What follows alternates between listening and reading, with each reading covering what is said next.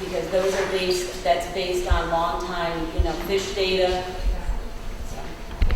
And I've heard both from you and from the lady in the back that the issue really is, you're looking at this and you're saying, I've got two extremes, something should be in the middle. All right, let me answer that too. Yeah. Let me go to the slide with the four alternatives.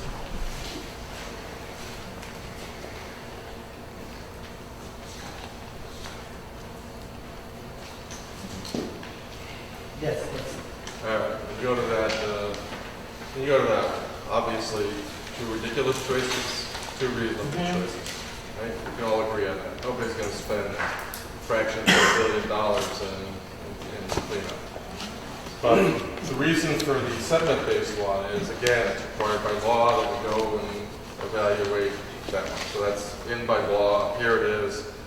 But why is I think I've said that we evaluated a number of other ones in the course of coming up with our one alternative. We looked at other ones. They're not in the document. And the reason is because I don't want to give General Motors any freedom. I want them to clean up the source. That's how we in choosing these alternatives. Okay, alternative one is not a reasonable cost. It's there because law requires that we say what it would take to return things to pre-release conditions. The number's too high. We're not going to spend that kind of money. This one, why aren't there other alternatives? I think I explained in answering the question that we looked at other alternatives. One of them was $80 million. Another one was $20 million.